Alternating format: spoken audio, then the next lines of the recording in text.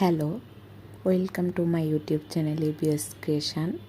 তো আজকে একটা মানে শাড়ি নিয়ে ভিডিও ক্রিয়েট করব। সেটা হচ্ছে 2009 থেকে 10-এর মোস্ট ডিমান্ডিং ভাইরাল শাড়ি ছিল আমি মনে করি। আর এটা হচ্ছে আমার কাজিনের বিয়েতে সবাই কোনো প্ল্যানিং ছাড়াই সেম শাড়ি হয়ে গিয়েছিল। মানে যে যাকে দেখি সে অবাক, বলতেছে কোত্থেকে নিয়েছে বলে। সবার শাড়ি, ম্যাক্সিমাম শাড়ি সবার সেম।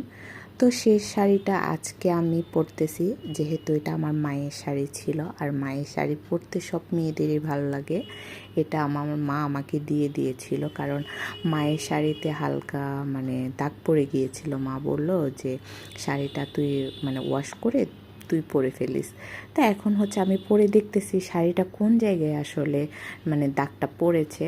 তো বাই দ্য ওয়ে শাড়িটা এমন পিছনে।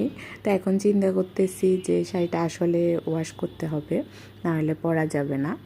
এক কুচি করে পরলে মেবি দাগটা দেখা যাবে না। অনেক কথা বলে ফেললাম। এই ফাঁকে আমি রেডিও হয়ে গিয়েছি।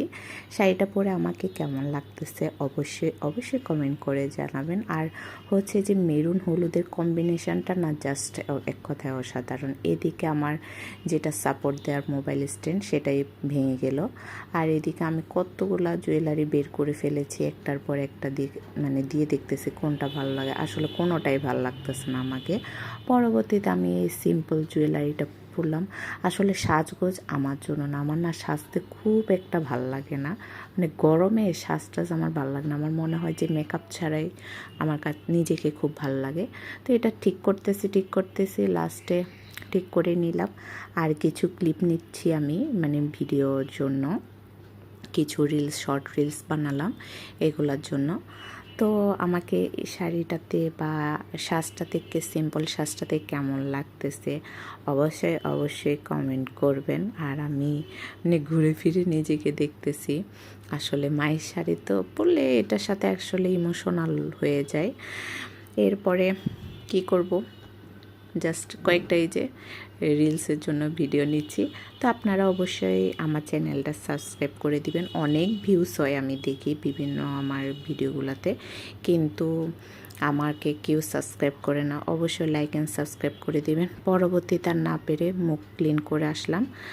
তো কতটা যে ভালো লাগতেছে বিশ্বাস করবেন না, মুখটা যখন আমি ক্লিন করে ফেলেছি ফেস ওয়াশ দিয়ে। তো আজকের মতো আমার ভিডিও এখানেই। ভালো থাকবেন, সুস্থ থাকবেন। আর আমার জন্য